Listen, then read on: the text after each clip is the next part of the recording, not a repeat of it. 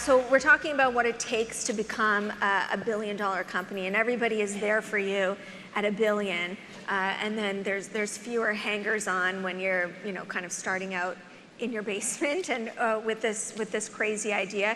So give us a sense, perhaps Ted, I'll start with you.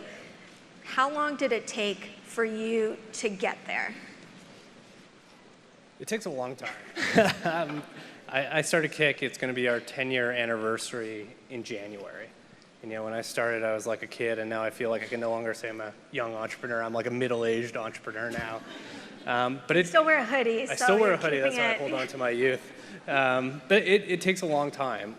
You get excited about where the future is going, what you can build, and you just sort of underestimate how hard it's going to be, how much time it's going to take. But when you look back, you say, if I'd known it was going to be this hard, would I have done it?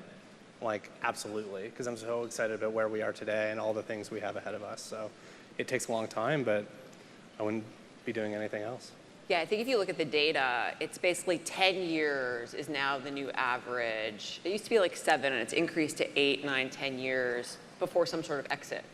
So you gotta ask, and so it's interesting. I have a different point of view. It's like if I'd known how hard it was to build a company and that you have to do it over 10 years, I think a lot of people would decide not to do it. Yeah, let me rephrase. I'm glad I didn't know how hard it was. Yes, okay, yeah, I agree with that. It's like you kind of want to go in a way, it's like we started Cloudflare and we fell in love with this idea of what we were working on. And I remember early on, I'd go talk to people and I'd say, hey, yeah, Cloudflare, we're going to help make the internet better. And they literally would roll their eyes at me and they kind of laugh. They'd be like, yeah, right. Good luck with that. Because again, it's so much easier to find all the reasons why something won't work.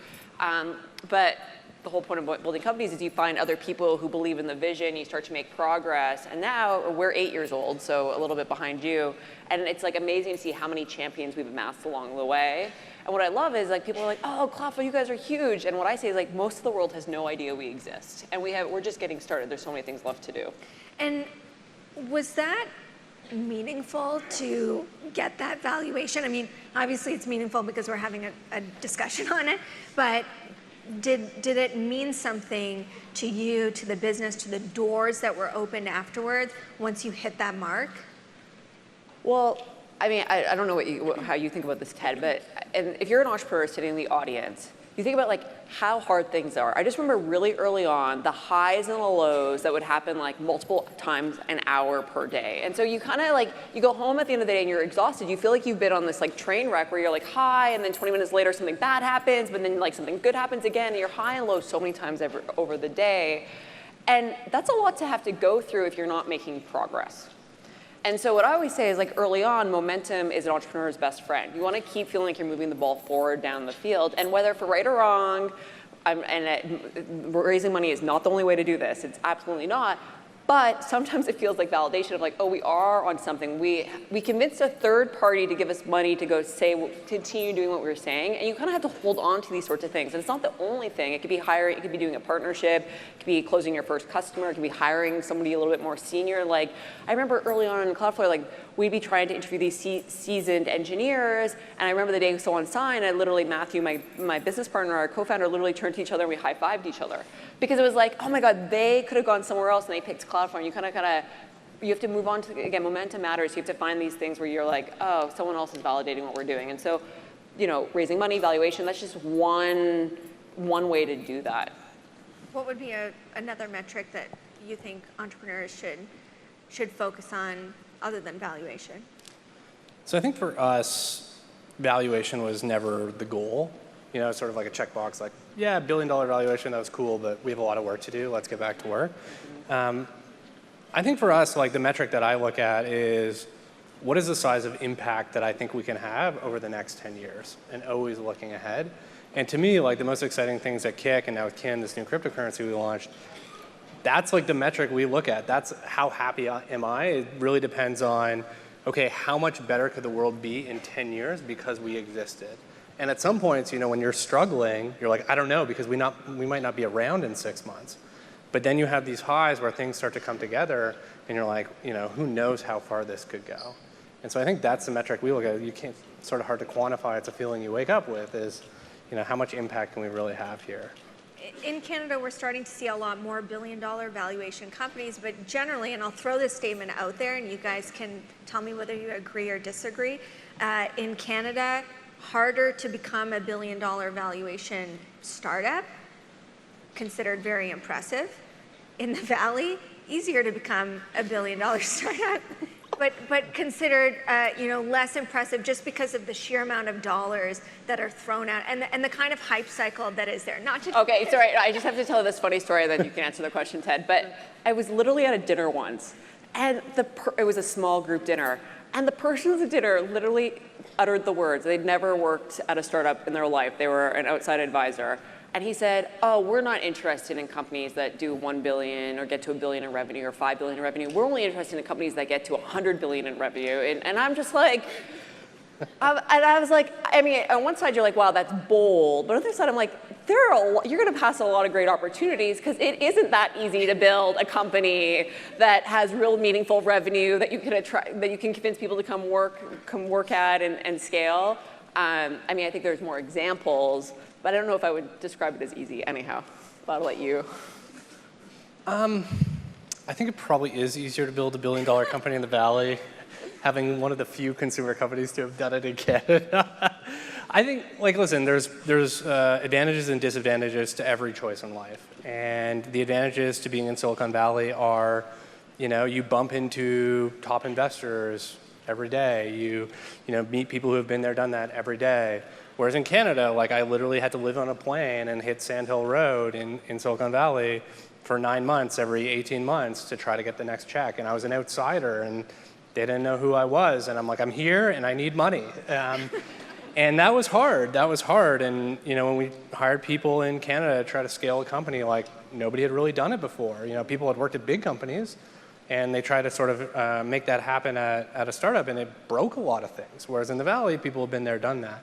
So I think there are a ton of advantages to being in the Valley. The reason, the question is, well, then why don't you move to the Valley? Is I think in the long run, I'm very bullish in what is possible in Canada. And the reason I'm bullish is because of the culture of Canadians. Cultures are different. We have, Kik, we have offices in Toronto, Waterloo, New York, and Tel Aviv, Israel. And we see all these different cultures, and cultures are real. And every culture, like everything, has advantages and disadvantages. And to me, the Canadian culture, the thing I love is, there's this idea of let's put all the cards on the table and find the win-win.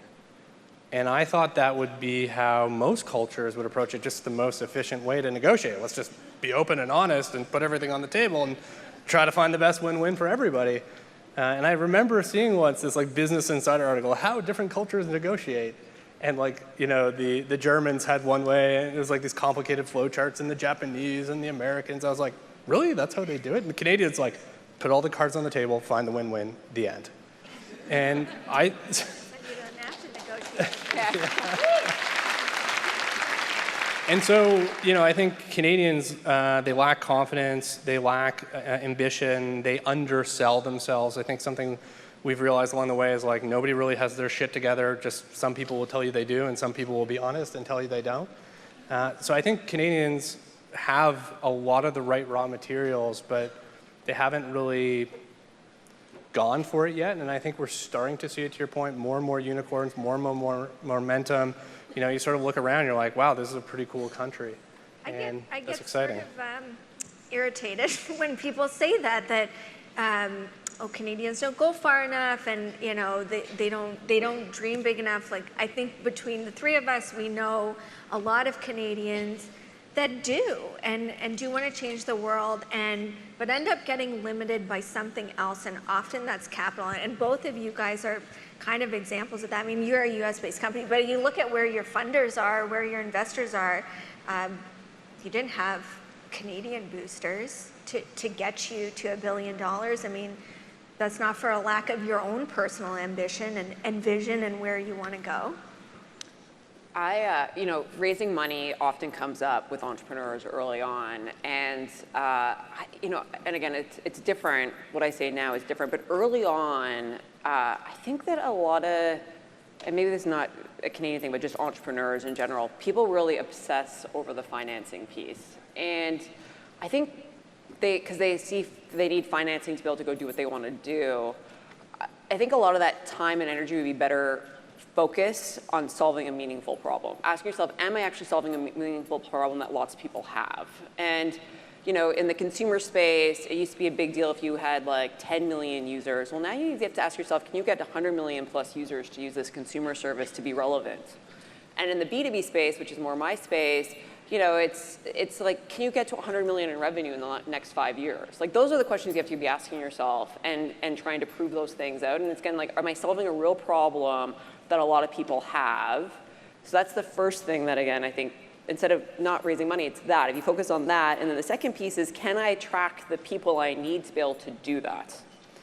And I think entrepreneurs earlier in their history should obsess over those two things, because if you have good answers to those two things, both the media coverage, which actually matters a lot, and the fundraising becomes a lot easier if you have really good answers to those sorts of things. Those two first things are tractions on the first two questions. And so I think focusing on those first two questions matter a lot, especially if you're early in your history. It's different once you have traction, because then you have a lot more metrics to look at, and it becomes a little bit different. But early on, those are the two things that I think get lost in the conversation that ultimately matter. If you do those two things, the capital will come, I promise it, if you can do those first two things. Ted, did that happen with you?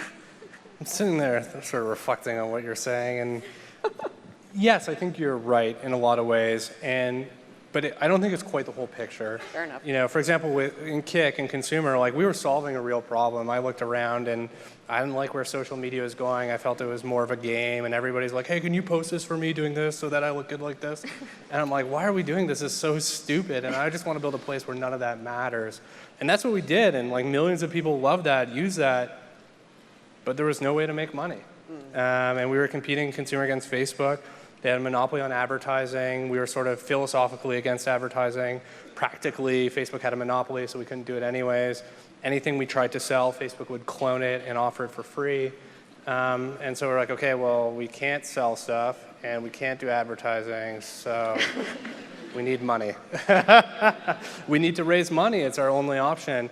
So I think it's, especially in consumer, like, raising money is really important. You look at Snapchat, like, those guys raised billions of dollars pre-IPO, and yet they're still getting copied and crushed.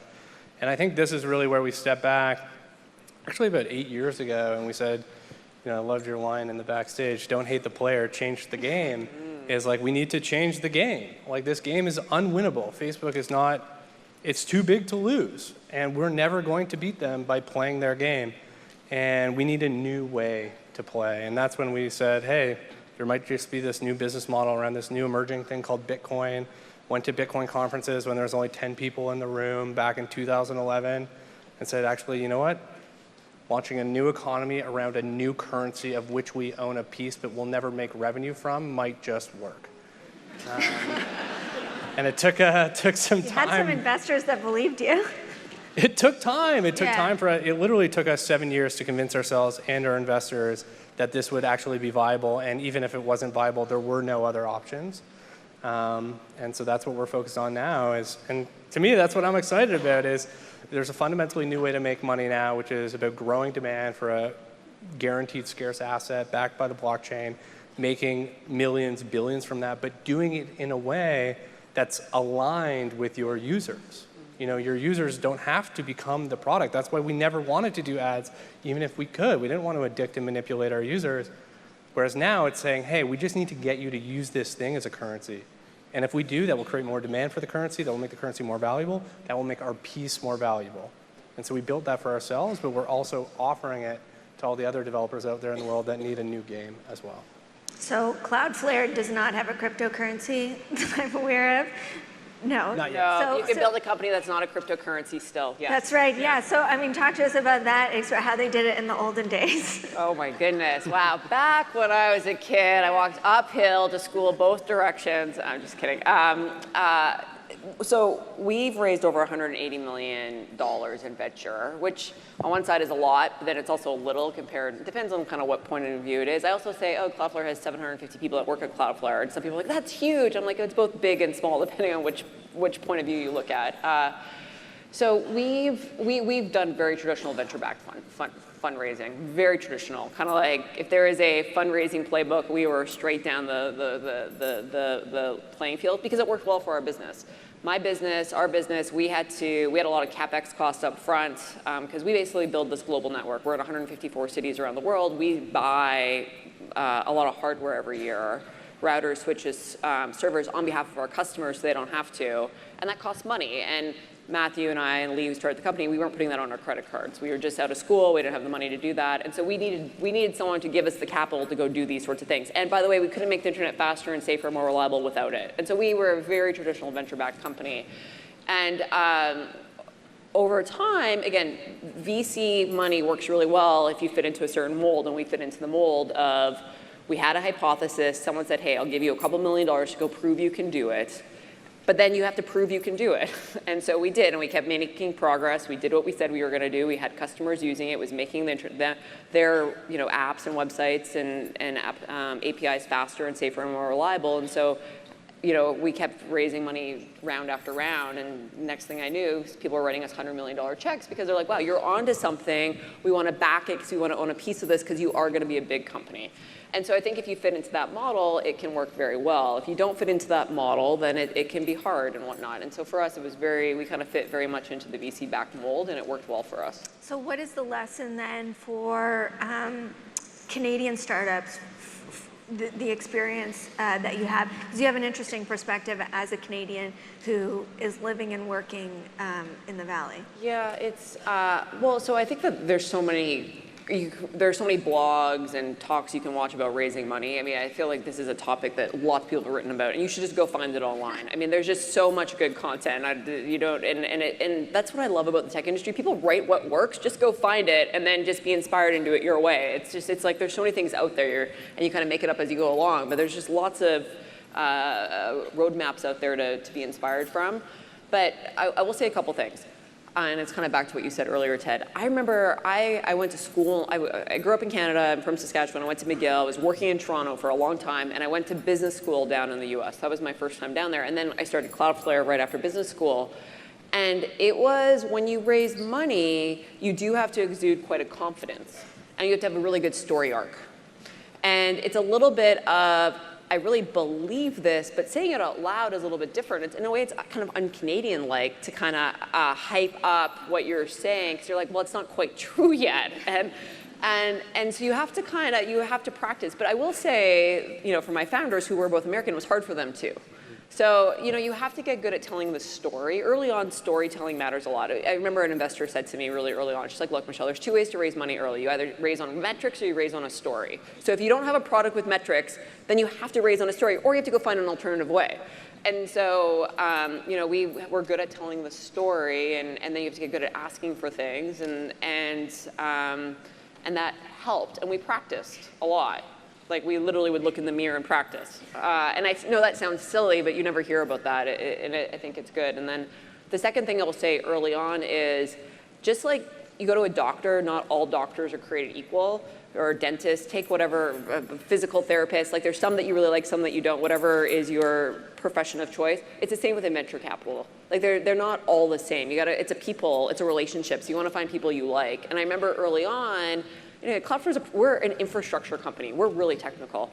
And we would go talk to some people, and like the whole conversation was spent about the problem. It was us trying to convince them there was a problem. And as a founder, there's nothing more frustrating than trying to convince somebody that you're working on something that matters. Having said that, then we talked to an investor who had done a ton of cybersecurity investing, and they're like, oh, I get the problem. The first 30 seconds, like, well, I don't want to spend any time on the problem. I get the problem. I've done 15 investments in this space. Let's talk about what you're doing to solve it. And they wanted to hear about what we were doing that was different, and they were trying to understand, like, do we have something here that's different than what's in the marketplace? And they basically wanted to write a check basically immediately. And so I think it's finding the right person, kind of, if you can, makes the conversation go much easier. So this seems like, you said fitting the mold, a more of a textbook approach. And Ted, you seem like not a textbook case at all. We've talked about the fact that you're a consumer app in Canada, which is very rare to see. And then you've made a lot of decisions to stay in Canada, even though, as you acknowledge, it would be easier to potentially leave. And sometimes I say you're like an honorary mayor of Waterloo because you're such like a hype man for the city and what it can do. We can talk about that. We can talk about that. Well, yeah. I mean, let's talk about that and the approach that you've taken. If it was easier, your investors, Tencent in China, Union Square, Out of New York. out of New York. What was the reception like? Did you knock on any Canadian doors for money, for help, for boost? So the question is like about Canadian money. I think it's going to be very hard. It's been very hard historically for Canadian funds to make great returns, and I think that will continue to be true because there's a bit of a network effect to it. The top firms in the Valley and in New York have the best names, so they get the best companies, right? Like Twitter's looking at who they could get a term sheet from, and they can get a term sheet from anyone, so they're going to pick the best one. And then because they pick the best one, that's going to get the great return, that's going to build that firm, that's going to build their brand even more. And so I think it's like tough for Canadian funds to compete because it's like, go to the Valley, and if you can't get a term sheet from a Valley, come talk to us. So, we raised all of our money from New York and Silicon Valley and then China. And I just think that's the way it is. Now, why do we stay in Canada? We have an office in New York. We have employees in California and LA and San Francisco. We have an office in Tel Aviv, Israel. Like, we're a global company, but why do we continue to grow an office in Toronto and Waterloo? And especially in Waterloo is, for me, I just think there's one of the greatest secret weapons in the world in Waterloo, literally, which is the co-op programs at the University of Waterloo, Laurier, and Conestoga College. And,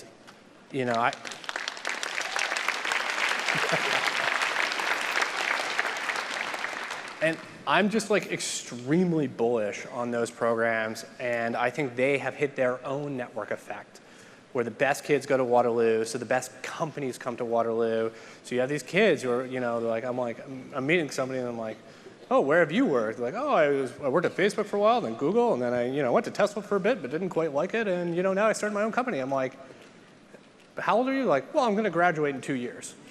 And I'm like, where else in the world do you get that? And I think University of Waterloo, Laurier, Conestoga College now have this network effect to their co-op programs.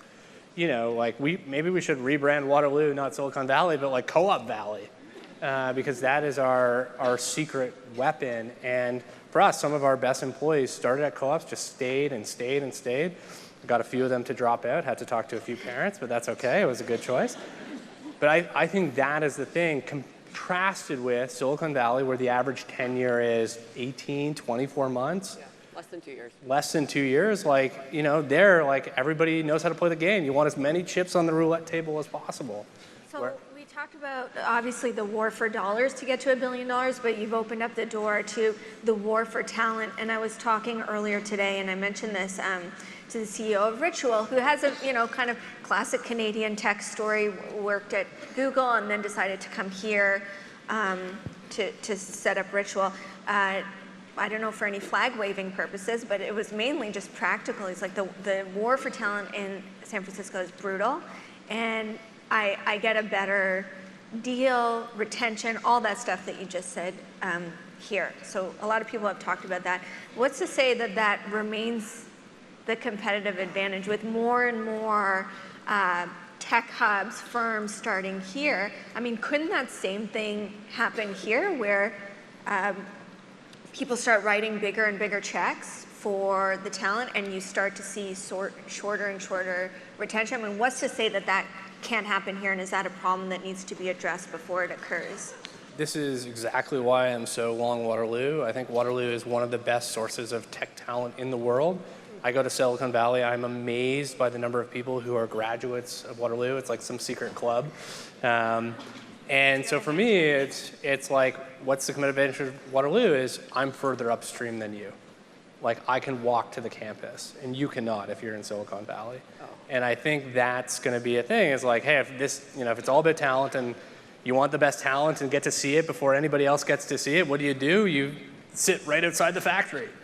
And so that's our approach. So I don't have a crystal ball, and if I did, That would be good, but I don't. But I'll offer again, this is for the founders or the people scaling the companies.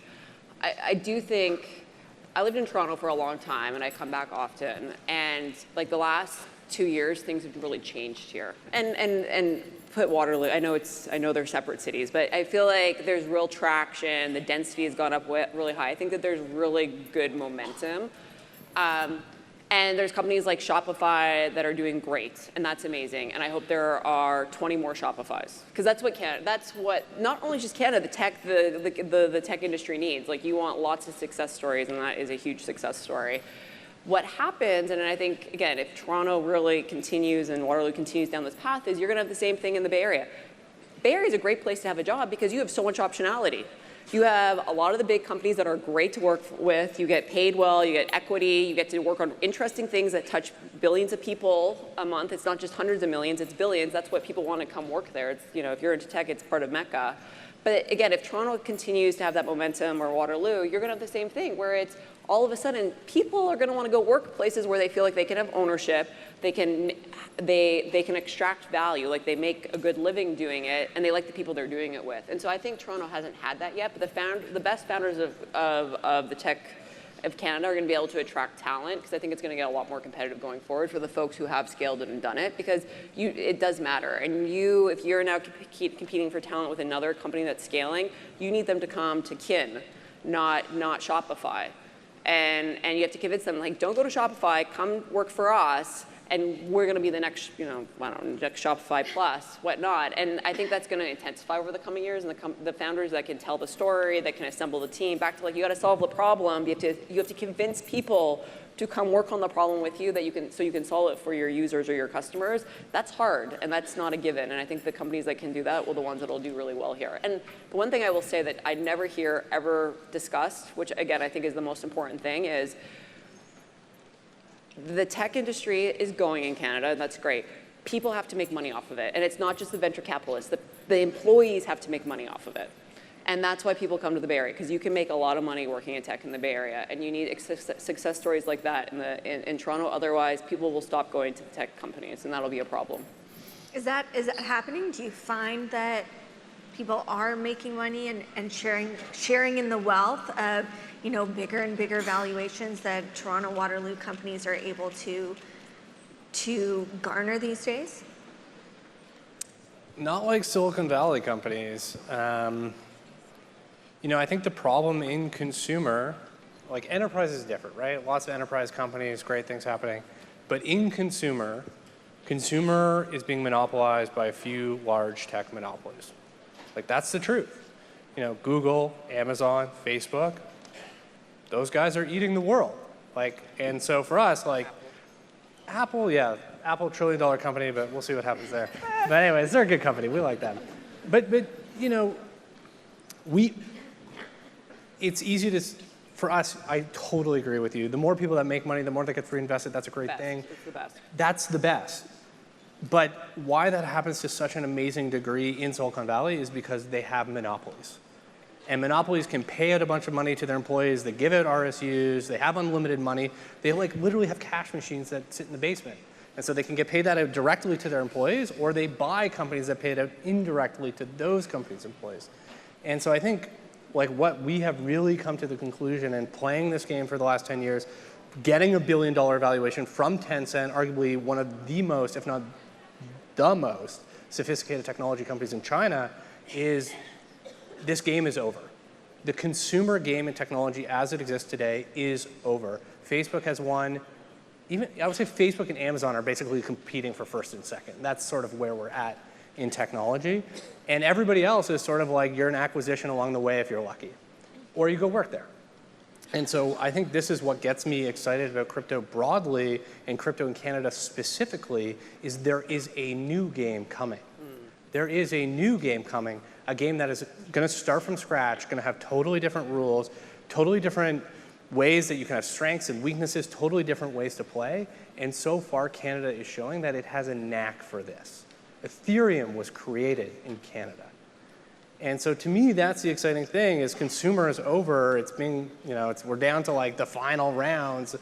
Amazon versus Facebook, and we're going to see who wins. I know Eric Schmidt is going to speak later, but we'll see what he says about Google. I would say it's Amazon versus Facebook, but there is a new game coming. And my advice to entrepreneurs in the room is, if you want to do enterprise, go do that. It's great.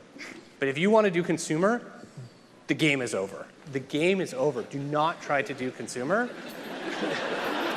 It's coming from a consumer guy. It's very painful. Call me. I'll be there in the middle of the night. But the game is over, and my advice to you, if you are an entrepreneur in Canada, is learn as much as you can about crypto today. And I think it's easy to look at crypto today, the big run-up and the crash, and look at that and say, oh, those idiots, I knew it. I knew that would be bad. And just sit on the sidelines. But I feel like that's the early days of the internet, looking at this directory of links and being like, well, this is stupid. I could just look in the phone book.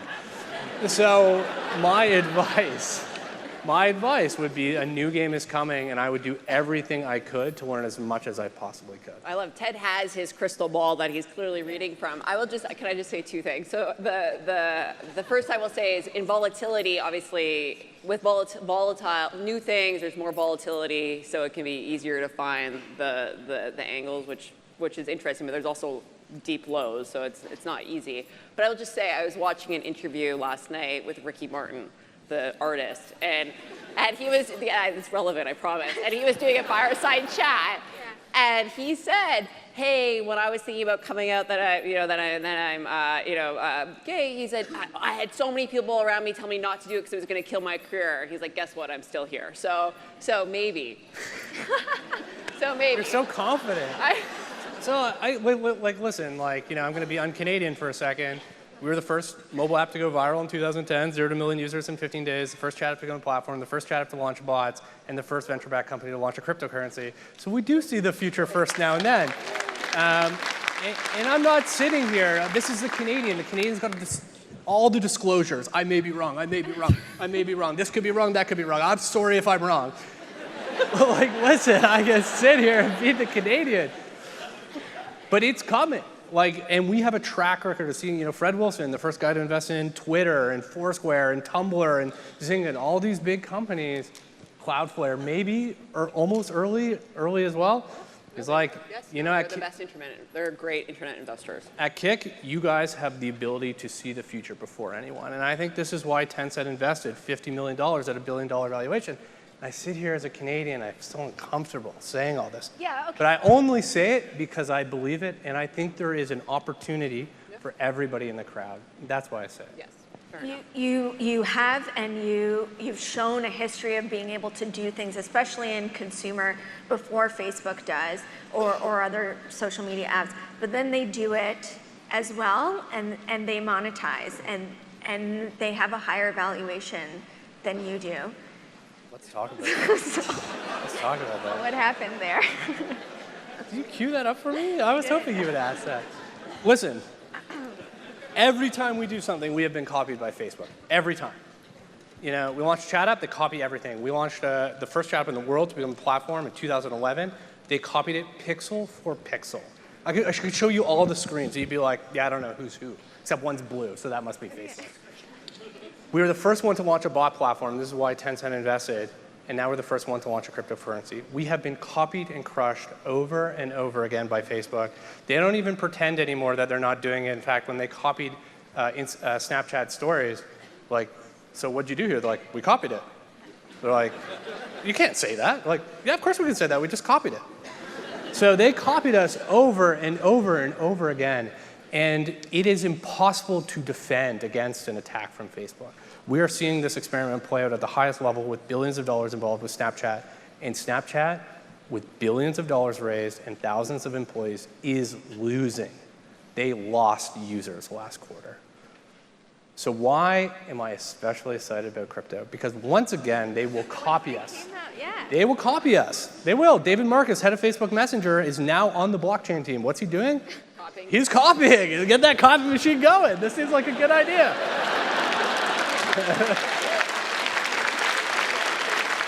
But there is something interesting this time around, which I think they're going to be surprised by, which is this time developers will be able to come together and compete as one. Oh, you're banding people together.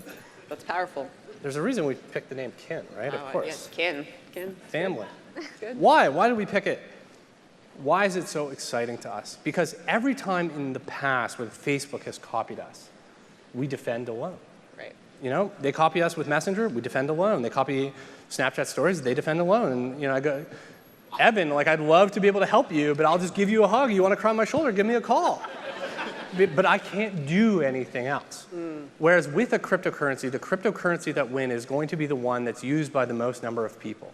And the path to get a cryptocurrency adopted is not through the physical world that runs on dollars already, but is to focus on the digital world where you effectively have all these quasi-countries where millions of people show up every day. So part of our success is use the same thing. We basically band together all the internet properties to have more resources than the bad actors online. So part of our value proposition is performance security, and it's by banding everyone together, you have more resources than the bad actors, and for the first time, you don't have to act by yourself. It's very powerful. So for you, it's Russia, and for us, it's Facebook, but both bad actors.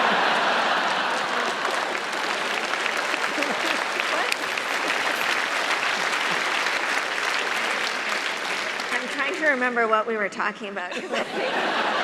I think we've deviated, but a real fascinating conversation. So let's see if I can just walk us back to our original point of being. Building $1 billion company. So that was a pivot, right? That was a pivot. You had taken the money from Tencent, and then you made this pivot. I'm trying to weave cryptocurrencies back to you. It's so hard. I can't do it. So we'll just end with, you have these VCs that have backed you, that have taken you to $1 billion, and you make some change, you make some pivot. Have you had to do that on your path? And do the stakes get higher when you're at this valuation point? I wish I had this big story why we pivoted, because we had someone copying us every turn. No, if you go back to our original business plan, It's the same? Cloudflare is a service that makes internet properties, speeds up internet properties, protects them from online like cyber attacks and malicious bots, and makes the internet more reliable, which is exactly what we do today. And so there you go. There's lots of ways to be successful. Yeah. Lots of different ways to be successful. Pick your own path. There's lots of different ways. All right, I'll give the last word there to Michelle. Thank you so much, everyone, for your attention. Please thank Ted and Michelle.